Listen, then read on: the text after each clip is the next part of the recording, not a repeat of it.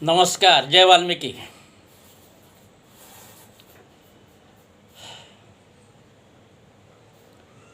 महाराष्ट्रात कोळी समाजाचे राज्यस्तरीय आंदोलन, राज्यस्तरीय अधिवेशन भरवले पाहिजे.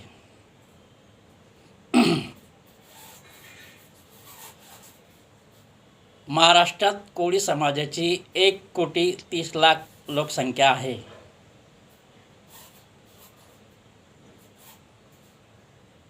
त्यापैकी जे 25 आमदार कोळी समाजाचे 1 कोटी कोळी समाजावर जे अन्याय करीत आहेत,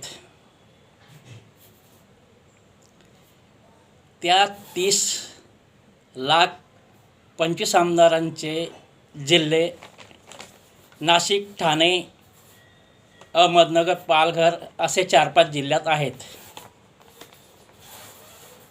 तर उर्वरित 1 कोटी कोळी समाज 12 जिल्ह्यांमध्ये जास्त प्रमाणात आहेत. मागे काही महिन्यापूर्वी जळगाव येथे, जळगाव जिल्ह्यात कलेक्टर ऑफिससमोर 26 दिवसांचे आंदोलन झाले. त्याचे पडसाद संपूर्ण महाराष्ट्रात उमटले. त्यामुळे महाराष्ट्रातील जास्त लोकसंख्या कोळी समाज असलेल्या जिल्ह्यांमध्ये कोळी समाज जागृत झाला.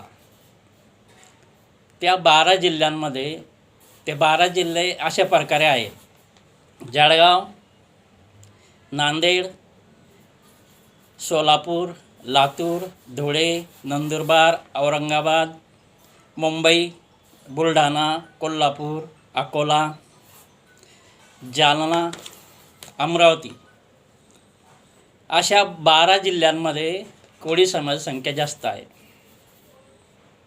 त्यामुळे जळगाव येथे राज्यस्तरीय अधिवेशन घ्यायला पाहिजे.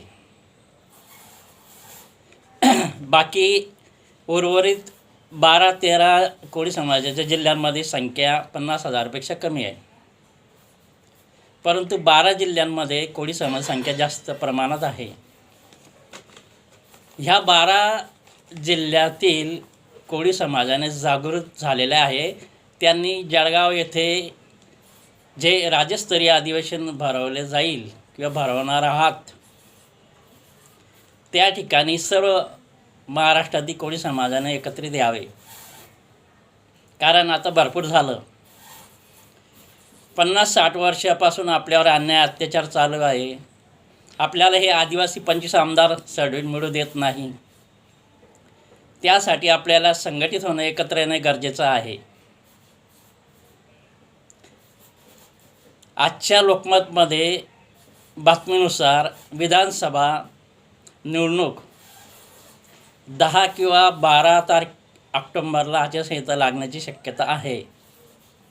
आणि दिवाळीनंतर 1-2 दिवसानंतर मतदान आहे.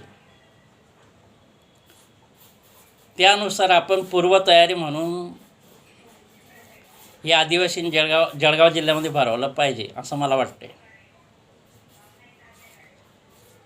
कारण की 3 बैठका रद्द झाल्या, 3ऱ्या बैठकीला गोंधळ झालेला आहे मुंबईमध्ये.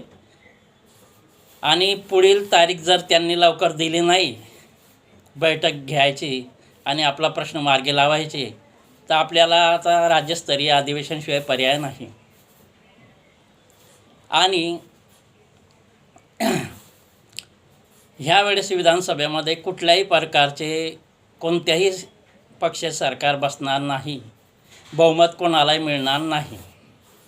त्याकरता ह्या 12 जिल्ह्यातून प्रत्येक जिल्ह्यामध्ये 5-5 उमेदवार जरी उभे राहिले, तर 12 जिल्ह्यातून जवळजवळ 60 उमेदवार उभे राहिले, तर त्यापैकी 5 ते 10 उमेदवार निवडून आले तर आपल्याला 5-10 आमदार मिळतील. आणि सरकार कोणाचेही बसणार नाही, बहुमत कोणालाही मिळणार नाही. तर ते 5-10 आमदारमुळे कोणाचे सरकार बसू शकते पाठिंबा दिला तर. परंतु ते आपल्या सर्टिफिकेटच्या अटीवर हा पाठिंबा द्यायचा आहे. त्याकरता आपले ही पूर्वतयारी करणे आवश्यक आहे.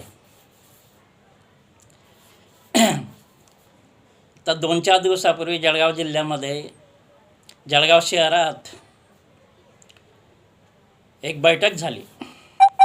त्या बैठकीमध्ये जळगाव जिल्ह्यात संघटन करण्याविषयी विचार झाला व त्यानुसार कोळी समाज जळगाव जिल्हा संघटित होत आहे आणि होणार आहे. परंतु 12 जिल्ह्यातून प्रत्येक ठिकाणी संघटित झाले पाहिजे. कोळी समाज म्हणजे महाराष्ट्रात सर्व जिल्ह्यातून संघटित झाले पाहिजे आणि आपल्याला याशिवाय आता पर्याय नाही. कारण ह्या निवडणुकीच्या पूर्वी सर्टिफिकेट मंजूर झाले तर 100% होऊ शकते. त्यानंतर आपले शक्यता कमीच आहे. कारण सरकारवर संकट आहे. त्यांचं सरकार त्यांना बसेल किंवा नाही बसेल ही शंका आहे. तर आताच ती आपण जर एकजूट संघटित झालो तर आपल्याला संधी आहे.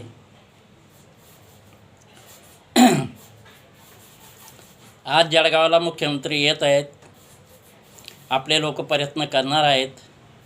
बैठकची तारीख मिळाली आणि बैठक जर सक्सेस झाली पुढे तर मग आपण सरकारला पाठिंबा देऊ. परंतु त्यांनी जर आपला सर्टिफिकेट निकाल लावला नाही, आपल्या बाजूने सर्टिफिकेट दिलं नाही तर मग आपल्याला अधिवेशन राज्यस्तरीय घेणे आवश्यक आहे.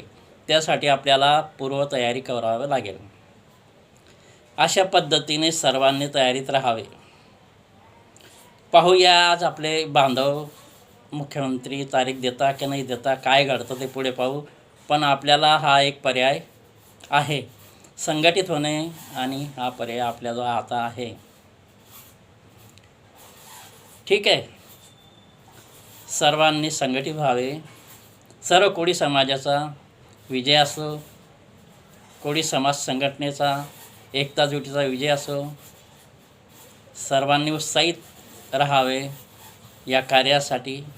सर्वांना परिवारासह हार्दिक शुभेच्छा. जय वाल्मिकी. धन्यवाद.